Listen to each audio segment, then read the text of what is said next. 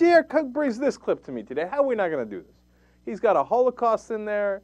He's got the motivation and the thinking of Fox News executives. He's got this idea that he's some sort of messiah. It's too good, man. It's too good. All right, let's do it. Clip number 8.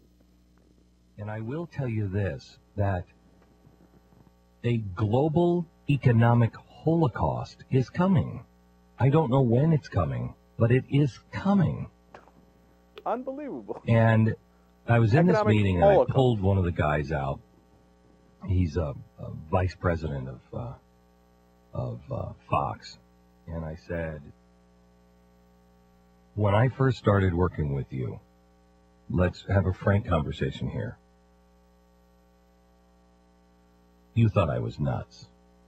And he smiled and he said, no, I would say that I just thought you were on the cutting edge. And I said, okay, all right, sure. I said, now? He said, Glenn, everything you're talking about is coming.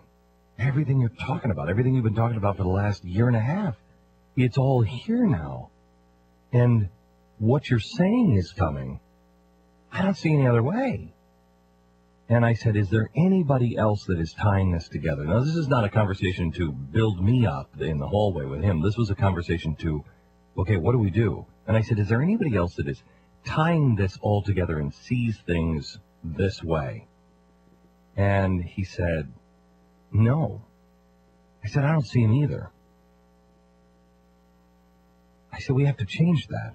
How do we fix that? How do we get more people into this message? Now the question is, where do we go from here? If I can't get anybody else to pick up the bandwagon, if I can't get anybody else in the media that is willing to say these things and go in this direction.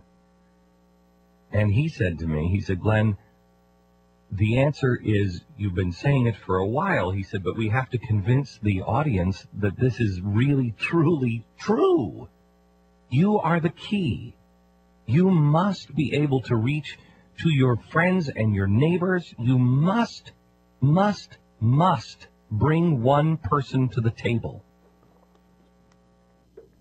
All right, that's awesome on so many levels. Look, no one else is doing it. He's the only genius that's figured it out. And how does he confirm it? He asked someone at Fox News. And it turns out the executive of Fox News that helped to hire him agrees that Glenn Beck is the only genius in the country who's figured it out. But it's all happening. It's happening just like he said. The ghost of Mao has nearly taken over the country. What's happening like he said? Well, what happened? I mean, he comes up with a crazy conspiracy theory. Then he believes it himself. And then he goes, see? See what?